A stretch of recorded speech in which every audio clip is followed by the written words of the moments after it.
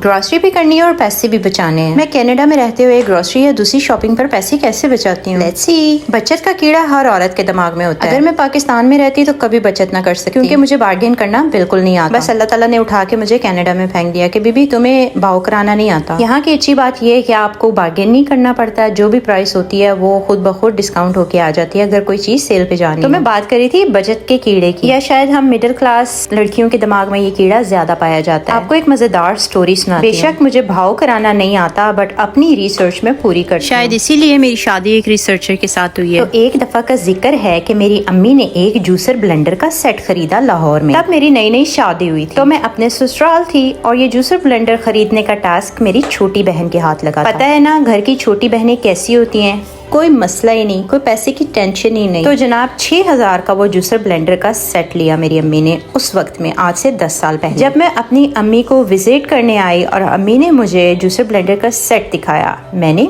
Google की उसकी price, तो मुझे पता चला जनाब ये तो 1500 का मिल रहा है। मैंने अम्मी से कहा अम्मी आपको किसी ने चूना लगा लिया। साथ ही मेरी छोटी बहन की अच्छी खासी क्लास हुई। अब तो वो खुद माशाल्लाह 2 बच्चियों की माँ है। जब इंसान घर बार वाला हो जाता है तो उसे सारे तरीके आ जाते हैं। अच्छा जनाब आगे की स्टोरी ये है कि मैं पहुंच गई शॉपकीपर के पास और मैंने कहा इसे वापस करो। शॉपकीपर भी इतना सियाना, उसने मुझे उसकी इतनी स्पेसिफिकेशन बताई। बाजी ये इम्पोर्ट होके आई, ये पतरी यहाँ से लगी हुई है, ये फलानी जगह का, ये अमेरिका का है। यहाँ पे मैं बताती चलूँ कि मैंने किसी भी फ्रेशको में इतना बड़ा हलाल मीट सेक्शन पहली दफा देखा है और देखने में फ्रेश भी लग रहा था। अगर आपको लगता है कि फ्रेशको का हलाल मीट बिल्कुल फ्रेश और अच्छा होता है तो let me know in comments, because we drive so far to get fresh halal meat and they had all kind of meat like lamb, goat, veal, everything. Price भी रीजनेबल लग रही थी, but I have no idea क्योंकि ये department मेरे मियाँ का है। तो मैं बात कर रही थी दुकानदार की चालाकी। शॉपकीपर को भी लग रहा था बाजी काबू आ जाएगी। जनाब वो तो वापस करने में ही ना आए। मैंने कहा भाई तू मुझे जानता नहीं, मेरी शक्ल पे मत जाना, सिर्फ शक्ल से ही मासूम हो, किसी डाउट में मत रहना। उसने उस जूसर ब्लेंडर की खिदमात में जमीन आसमान के कलापे मिला दिए कि ये इतना अच्छा है। मेरा नाम भी फिर फातिमा था। मैंने कहा भाई रिव्यू दूंगी जाके गूगल पे ऐसे कि दोबारा कोई कस्टमर नहीं आएगा तुम्हारे पास कि तुम इतने धोखेबाज हो कि डब्बा पैक जूसर ब्लेंडर में तुम्हें वापस कर रही हूँ, साथ रसीद भी है। खैर अल्लाह करके वो जूसर ब्लेंडर वापस हुआ और हमने फिर वो जूसर ब्लेंडर 1500 रुपए का खरीदा। कैन यू इमेजिन, कोई 500,000 का डिफरेंस नहीं था, पूरे 4500 का डिफरेंस था। और बदकिस्मती से पाकिस्तान में जिसका जहाँ दाव लगता है वो लगाता है। लिहाजा आप जब भी कोई चीज खरीदें उसकी कीमत वेरीफाई जरूर करें। ये तो हो गई जनाब एक स्टोरी। बार्गेन करने के हवाले से आपको अपनी अम्मी की एक टिप बता। मेरी अम्मी कहा करती थी कि शॉपकीपर जो भी कीमत बताए उससे आधी का भी आधी बताने और वहाँ से शुरू होना है, तो वो आधी कीमत तक आ ही जाएगा। जैसे अगर 3000 की कोई चीज है तो मेरी अम्मी कहा करती थी 600 रुपया दूंगी। शॉपकीपर कहता था ले आओ बाजी 700 दे, और मैं हैरान परेशान खड़ी देखती रह जाती थी। ये तो हो गई जनाब एक स्टोरी। अब मैं आपको बताऊंगी कि कनाडा पे रहते हुए मैं ग्रोसरी और दूसरी शॉपिंग पे पैसे कैसे बचाती हूँ। लोग कहते हैं पाकिस्तान में महंगाई बहुत ज्यादा हो गई है, लेकिन महंगाई हर जगह ही ज्यादा। आई स्टिल रिमेम्बर जब मैं कनाडा में लैंड की थी, मुझे सेल में से बच्चों के कपड़े $1 के भी मिल जाते थे, लेकिन अब ऐसा बिल्कुल नहीं है। ग्रोसरी क्या तो कपड़े क्या तो अप्लायंसेस क्या, हर चीज की कीमत ही इंतहाई ज्यादा हो चुकी है। किसी भी स्टोर में चले जाएं, केक देख के मेरे बच्चों के मुंह में पानी आने लगता है। और मैं इतनी सख्त माँ भी नहीं हूँ, कभी कभार याशी करा देती हूँ, लेकिन उन्हें ये भी बताती हूँ कि these things are not good for your health. अगर आपको फूल बहुत अच्छे लगते हैं और आपके पास कोई है भी नहीं जो आपको फूल पेश करे, तो कभी कभार खुद को खुद फूल पेश किया करें और खुद को खुद दाद दिया करें। मेरे बच्चे स्ट्रॉबेरी बहुत शौक से खाते हैं और $3 की सेल को हम सेल कंसीडर ही नहीं करते, क्योंकि जब ये डिस्काउंट पे जाती हैं तो ये $2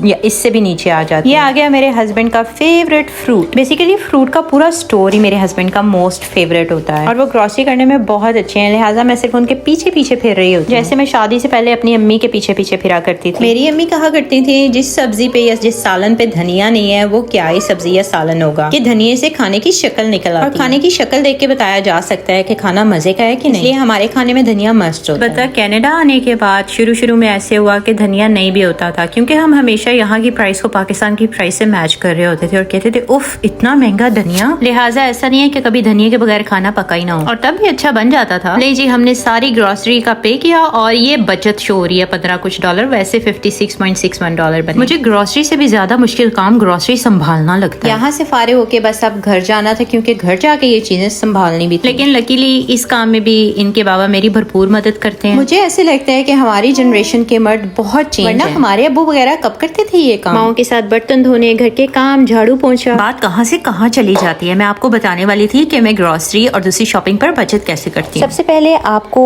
एक ऐप डाउनलोड करनी पड़ेगी अपने मोबाइल में, जिसका नाम है फ्लिप। स्क्रीन पर ये आप फ्लिप ऐप देख सकते हैं, इसको डाउनलोड करें अगर आपको पहले से नहीं पता। डाउनलोड करने के बाद आपको अपनी लोकेशन सेट करनी पड़ेगी ताकि फ्लिप ऐप आपको नियर बाय स्टोर्स बता सके। आप स्क्रीन पर पूरा तरीकाकार देख सकते हैं, कोई मुश्किल नहीं, वो आपको खुद ही प्रॉम्प्ट्स देता जाएगा और आप करते जाएंगे। इसमें जाके आप अपनी मर्जी के स्टोर सेलेक्ट कर सकते हैं, सपोज फ्रेशको, वॉलमार्ट, कोस्को, एनीथिंग। और अगर आपको जो चीज़ चाहिए आप सर्च बार में जाकर लिखें टोमेटो, तो आपको नीचे लिस्ट आ जाएगी कि कहाँ कहाँ ये सेल में मिल सकते हैं। इस सब के लिए बस आपको ये चीज चाहिए और वो है टाइम। बहुत बातें होगी बचत की, अब आते हैं अपने असली काम की तरफ। आप बहुत पढ़ लें, पीएचडी क्यों ना कर लें, किचन का काम तो आपको करना पड़ेगा। मैं अपनी अम्मी को देखा करती थी कि कैसे स्टोर से आते या किसी शॉपिंग वगैरह से आते ही वो चूल्हे के आगे खड़ी हो जाती और सोचती थी कितना मुश्किल काम है ये, पता नहीं अम्मी कैसे कर लेती हैं। अब पता चलता है कि माएँ कैसे कर लेती हैं। अव्वल तो मेरी कोशिश होती है कहीं जाने से पहले खाना वगैरह रेडी करके, क्योंकि अभी भी मुझे बहुत मुश्किल लगता है कि आते ही चूल्हे के आगे खड़े हो जाना। लेकिन आज क्योंकि कुछ भी प्रिपेयर नहीं था और मैंने मटन निकाल कर रख दिया था कि आके मटन बिरयानी बनाऊं। मुझे पर्सनली पुलाव बहुत पसंद है मटन का, लेकिन मेरे हस्बैंड को मटन बिरयानी अच्छी लगती है। मैंने सोचा वैसे तो कभी फरमाइश करते नहीं है, लिहाजा चले उनकी मर्जी से आज मटन बिरयानी बनाती हूँ। बस फिर मैं शुरू होगी 4G की स्पीड से, फटाफट चीजें वगैरह काटी, अपना पाकिस्तानी प्रेशर कुकर निकाला और ये देखिए मैं आपको कह रही थी ना धनिया के बगैर सब अधूरा है। बिरयानी में जब तक तमाम अज्जा पूरे ना हो बिरयानी का मजा नहीं आता। दिमाग में ख्याल आया कि कैबिन में कहीं ना कहीं मटन बिरयानी मसाला पड़ा। इन मसालों ने जिंदगी कितनी आसान कर दी, वरना हमारे जैसी लड़कियां जिनकी पढ़ते पढ़ते शादी होगी कितना मुश्किल हो जाता। मैं कोई बहुत कुकिंग एक्सपर्ट नहीं हूँ, लेकिन जो भी बनाती हूँ बहुत मजे का बनाती हूँ, क्योंकि मैं दिल से बनाती हूँ और क्योंकि मैं अपने बच्चों और अपनी फैमिली के लिए बनाती हूँ, तो मेरी पूरी कोशिश होती है मैं जो भी बनाऊँ वो खा लें। आजकल छोटे छोटे बच्चों में खून की कमी है। इसमें आप देख रहे होंगे मैं एक हाथ से दही डाल रही हूँ, क्योंकि दूसरे हाथ में मैंने अपनी बेबी उठाई हुई, आई मीन दूसरे बाजू में। तो उनके लिए मटन और बीफ वगैरह बहुत जरूरी है, क्योंकि ये रेड मीट है और रेड मीट जल्दी खून बनाता है। तो बस जनाब मैंने फटाफट से प्याज नरम किया, उसमें मटन डाल के अदरक लहसुन डाल के थोड़ा सा भूना, शान बिरयानी मसाला डाला, पानी लगाया और कुकर लगा दिया। इंस्टेंट पॉट की अच्छी बात है, इसके फटने का डर नहीं होता और ये खुद ही साउंड कर देता है जब आपका सालन तैयार हो जाता है। मैंने जिंदगी में पहली दफा बिरयानी में आलू भी ऐड किए, जो मुझे पता था बस मैं ही खाऊंगी। मुझे आलू पर्सनली बहुत पसंद है, इसीलिए मैं हर चीज में डाल देती हूँ, लेकिन बिरयानी में पहले कभी नहीं डाले थे। बस साथ साथ चावलों के उबालने के लिए पानी रखा, फिर मैंने इसमें आलू वगैरह डाले, इसको अच्छी तरह भून लिया। उसके बाद मैंने इसको चावलों का दम लगाया। क्या मजेदार चावल बने, मेरे बच्चों ने बहुत शौक से खाए। जब आपके बच्चे आपके हाथ का बना हुआ खाना बहुत शौक से खाते हैं ना, तो सारी मेहनत वसूल हो जाती है। मैंने मोस्टली देखा है पाकिस्तान में कई घर ऐसे हैं जहाँ रोज चावल बनते हैं, लेकिन हमारे घर में हफ्ते में एक दफा बनते हैं। मेरे बच्चों को चावल इतने पसंद आए कि नेक्स्ट डे लंच में भी वो स्कूल यही लेके गए।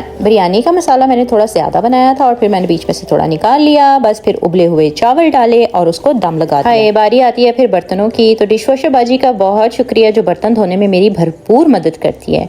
जितने भी लाइट वेट बर्तन होते हैं आराम से धुल जाते हैं। अगर किसी देगची वगैरह में कोई बहुत ज्यादा चीज लगी हो, फिर मैं थोड़ा सा उसे तारों के साथ रगड़ के साफ कर लेती हूँ। जब भी आप कोई रात के टाइम हैवी चीज खाएं तो उसके बाद वॉक करना बिल्कुल ना भूलें, क्योंकि जब आप खाकर लेट जाते हैं या फौरन सो जाते हैं तो आपके स्टमक को उसको हजम करने में बहुत मुश्किल होती है। जैसे हमें रेस्ट चाहिए होता है, हमारी बॉडी को भी रेस्ट चाहिए होता है, लेकिन अगर स्टमक पूरी रात मुसलसल हरकत में रहेगा तो सुबह आप थकावट फील करेंगे। आपकी बॉडी के लिए बहुत अच्छा है कि आप 5-6 बजे रात का खाना खा लिया करें और उसके बाद वॉक जरूर करें। अगर आप घर से बाहर नहीं निकल सकते तो घर में ही थोड़ी बहुत चहलकदमी कर लें, क्योंकि ये छोटी छोटी आदतें ही बड़ी तब्दीली लाती हैं। आपकी आज की वॉक कल की आपकी बेटर लाइफ होगी। दिन भर की मसरूफियत के बाद ये छोटी सी वॉक सिर्फ जिस्मानी सेहत ही नहीं बल्कि दिमागी सुकून भी देती है। इसलिए अपने लिए 15 से 20 मिनट या आधा घंटा जरूर निकाला करें और कोशिश करें अपनी फैमिली को साथ लेके चलें। आप बोर नहीं होंगे। जब जिंदगी के बाकी मामलात में एक साथ चलते हैं तो सेहत के मामले में क्यों नहीं। और अगर ये वॉक आपके जीवन साथी के साथ हो फिर तो बात ही और है, ताकि आप बहुत लंबे अरसे तक एक दूसरे के साथ रह सकें। चलिए जी, आपसे बातें करके बहुत मजा आया। उम्मीद है आपको मेरा व्लॉग अच्छा लगा होगा। अगर आपको ये व्लॉग अच्छा लगा तो लाइक, सब्सक्राइब और कमेंट करना ना भूलें। इंशाल्लाह नेक्स्ट व्लॉग से होती है आपसे फिर मुलाकात। तब तक के लिए अपना बहुत सारा ख्याल रखें। अल्लाह हाफिज।